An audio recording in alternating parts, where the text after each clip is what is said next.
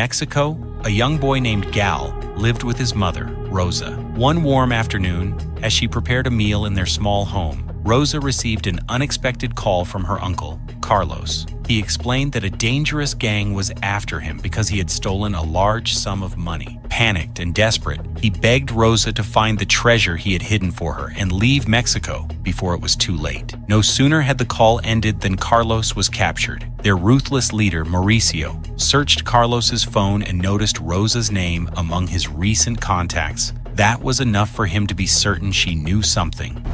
Traicionaste el cartel, Carlos. Va a chingar tu familia. Across the Arizona border, Jim, a retired Marine, spent his days tending the dry land near the U.S.-Mexico border. He kept a close eye on his property and often alerted Border Patrol whenever he spotted anyone crossing. One day, while tending his cattle, Jim noticed a small group sneaking through the desert. He immediately reported it, but out of curiosity, he followed them from a distance and saw one man left behind with a severely injured leg. The others, unable to carry him, had abandoned him. Jim radioed the man's location to Border Patrol, then quietly returned home. Back at his ranch, Jim's troubles continued. A bank representative reminded him of the overdue payments. Having missed 6 months, he was warned that his property could soon be auctioned. Jim had struggled financially ever since his wife's prolonged illness drained their savings and left him in debt. Now, with the bank threatening to seize his home, he pleaded for more time, explaining that he just needed a chance to get back on his feet. Finally, he was given 90 days to figure things out, or else they would come for his ranch. Jim went looking for work, but the employment officer said the position was better suited for someone younger. He promised to try finding another job for him next month. Refusing to give up, Jim drove to a local cattle buyer, hoping to sell a few remaining animals. The offer was discouragingly low, barely enough to cover a portion of his debt. Even selling everything wouldn't solve the problem. Exhausted and disheartened, Jim ended his long day at a nearby bar, hoping a drink or two might ease the heavy weight pressing on his mind. Jim looks tired, so the bartender calls his stepdaughter, Sarah, who works for the Border Patrol. She arrives quickly and sits with him. Jim tells her that he is in serious debt and might lose his home. He orders another drink, but Sarah stops him and drives him safely back to his ranch. Meanwhile, Rosa and Miguel are running through the countryside. Near the U.S.-Mexico border, they find a small gap in the fence and try to go through. Jim sees them from a distance. Rosa asks him not to call the police. Jim warns them to get help from Border Patrol and starts making a call. Suddenly, a group of men sent by Mauricio arrives, demanding Rosa and Miguel. Jim decides to protect them. Gunfire breaks out. Jim shoots one of the attackers and drives off with Rosa and Miguel, while Mauricio and his men chase them across the desert. At one point, Mauricio climbs onto Jim's truck, but Jim throws him off. Mauricio then finds out that Jim shot his brother. He becomes very angry. The chase is no longer about money. It is personal. During the escape, Rosa is hit by a bullet. She is badly hurt, breathing hard, and her voice is weak. Using the last of her strength, she gives Jim a small note with an address in Chicago, asking him to take Miguel there. She warns that the cartel will seriously hurt Miguel if they catch him. Soon after, Rosa dies. Police and paramedics arrive. Sarah tells Jim that Miguel will stay at the station overnight and then go into foster care. The next morning, Jim wakes up in his truck near the border checkpoint. His dog Jackson is beside him. He sees a car nearby, the same one the cartel used yesterday in his truck. He finds the bag Rosa left. It is full of cash. Seeing the blood on the bag brings back memories of Rosa dying. The money is no longer just for solving his problems. It is Rosa's last wish, and he must honor it. Jim starts his truck and drives quickly to find Miguel. He hurries to the border station to check on the boy. When he arrives, an officer tells him that Miguel was about to be handed over to people claiming to be his relatives from Mexico. But something didn't feel right. Jim immediately recognizes the men outside. Calmly, he asks the officer for a few minutes alone with Miguel. Once in the room, Jim moves fast. He quietly leads Miguel down the hallway and slips out a side door without anyone noticing. Outside, Mauricio watches from the parking lot as Jim drives away with Miguel. His face hardens with anger, and he makes a dangerous decision. He will cross into the United States and track them down. Back in Arizona, Jim stops at his ranch for a short time. He gathers some clothes, weapons, and the little cash he has left, ready to leave. When he returns to his truck, he finds Miguel has run ahead. At the same time, Mauricio and his men cross the border illegally. A border officer sees them,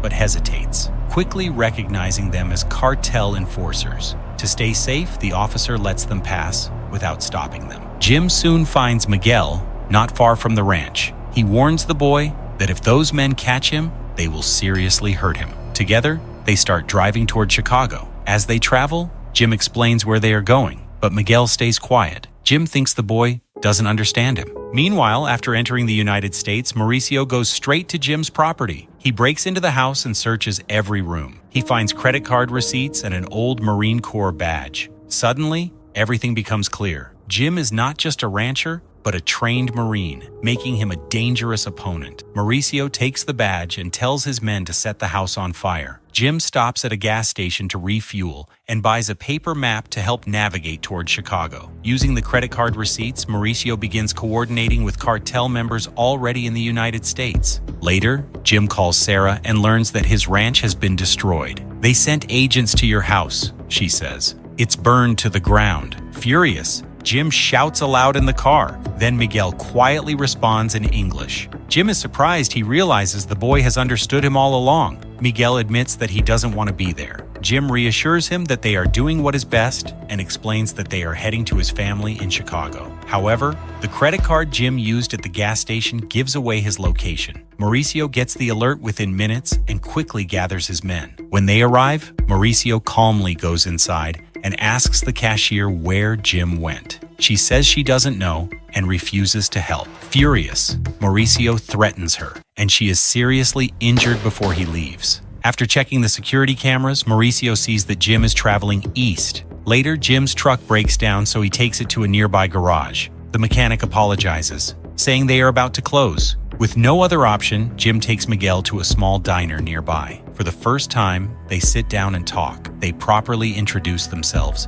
and Jim asks why the men were after him. Miguel explains that his uncle got into serious trouble with the cartel, and now they are being hunted because of it. When Jim asks about Miguel's father, the boy quietly says he died before Miguel was born. That night, Jim and Miguel sleep in the truck. The next morning, Jim wakes up to find that Miguel and Jackson are gone for a moment, panicking, before he sees them returning with groceries. Miguel bought nearby. Relieved, Jim gets the truck repaired, and they continue their journey. Using the paper map, they follow a route toward Chicago. However, after Jim pays for the repair, Mauricio and his men are alerted again and know his direction. On the road, Jim and Miguel start to bond, talking about Jim's own journey to Chicago when he was young. Their calm moment is suddenly interrupted when a police car appears behind them, lights flashing, signaling them to pull over. The officer asks for Jim's identification. Jim stays calm, explaining that he has a legally registered firearm and can show the paperwork. The officer seems suspicious and wants to question Miguel as well. Jim cooperates, following the officer to the patrol car.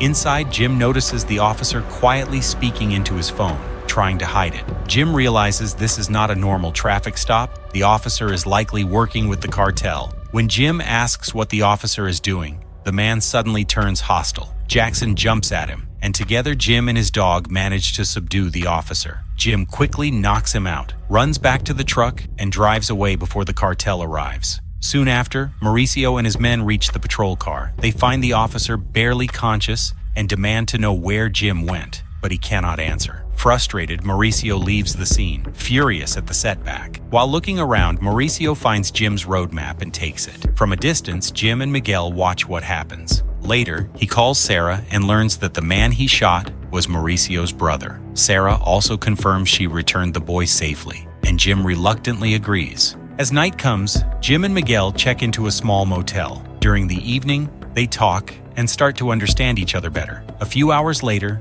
Jim wakes and takes Jackson outside. He senses Mauricio and his men may be nearby. Jim quickly returns to the room, quietly wakes Miguel, and calls the police to report a fake robbery to distract attention. He helps Miguel climb out the window, and together they slip into the bushes in the darkness. Moments later, the cartel storms the motel. Finding the room empty, Mauricio shouts angrily, vowing to track Jim down. Jim tells Miguel to wait in the truck while he goes back for Jackson, but when he returns, it is too late. The sound of gunfire echoes through the night. The next morning, Jim and Miguel bury Jackson in a quiet spot near the motel. Later, Miguel sees the money in the truck and accuses Jim of helping him only for the cash. Jim denies it. Miguel walks away in anger, but soon comes back, and they both apologize before continuing their journey. Shortly after, they stop at a small church. Miguel kneels at the altar, whispering a prayer for his mother, while Jim stands quietly behind him. When the priest gently asks about the boy, Jim explains that he promised Miguel's mother he would keep him safe. Later, Jim calls Sarah to update her. She begs him to give Miguel to the authorities, warning that it is getting too dangerous. Jim refuses. He promised Rosa he would keep the boy safe, and he intends to honor that promise. He tells Sarah they are heading to Chicago to deliver Miguel to his family safely. As Jim and Miguel travel toward Chicago, Mauricio and his men keep looking for any clues about their location. Confirming their destination, Mauricio contacts cartel members already in the city, telling them to be ready when Jim and Miguel arrive. Later, Miguel sees Jim working with his handgun and, curious, joins him. Jim starts showing him how to aim, shoot properly,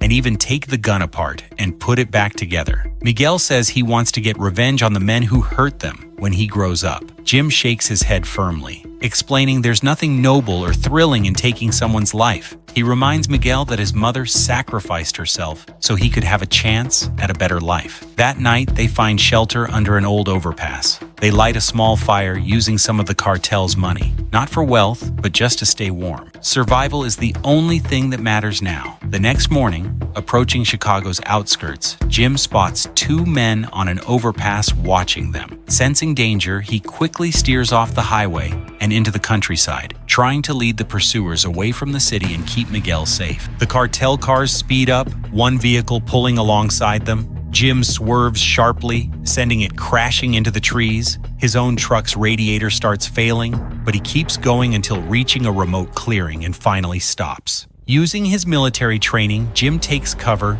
steadies his rifle, and fires.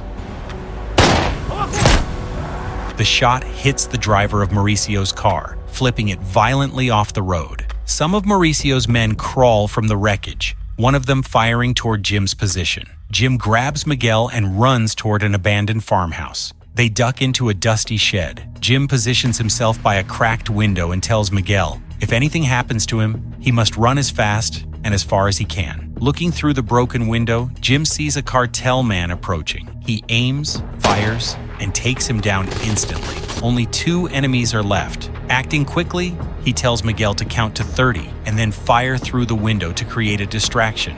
While Miguel follows the plan, Jim quietly circles around to find a vantage point. As expected, Miguel squeezes the trigger. Now only the leader, Mauricio, remains. Moments later, Mauricio storms into the shed, grabs Miguel, and presses a gun to his head. He commands Jim to drop his weapon. Jim lowers it slowly but keeps his gaze fixed on Mauricio. Then Mauricio shoves the gun into Miguel's trembling hands, forcing him to pull the trigger. Claiming today the boy will become a soldier like them and kill his first target, Miguel remembers how Jim taught him to disassemble a gun. Quickly, he removes the bullets while Mauricio isn't paying attention. Mauricio tries to fix the weapon. In that brief distraction, Jim sees his chance. He lunges at Mauricio, and they struggle violently, throwing punches and grappling across the floor. During the fight, Miguel grabs the gun and points it at Mauricio. Mauricio doesn't plead. He dares the boy to pull the trigger. Jim notices the anger and pain in Miguel's eyes and quickly steps in. Jim takes the gun from Miguel and fires, hitting Mauricio in the stomach. He tells Miguel to step outside for safety. Bleeding and weak, Mauricio pulls something from his pocket, Jim's stolen Marine badge. Jim retrieves it and gives him one final choice: face him or end his own life. Now you have a choice. A single shot echoes across the quiet countryside. With the threat over, Jim and Miguel continue their journey. Eventually, they reach the address on the note. Miguel knocks, and the door opens to reveal his aunt and grandmother. Before Miguel can say goodbye, Jim quietly slips away. Jim boards a bus, holding his injured side, and sits by the window. When the smoke cleared, only one truth remained. Some promises come with a price no one should ever pay. What would you have done in his place? Hit like if you'd want to see more stories like this one.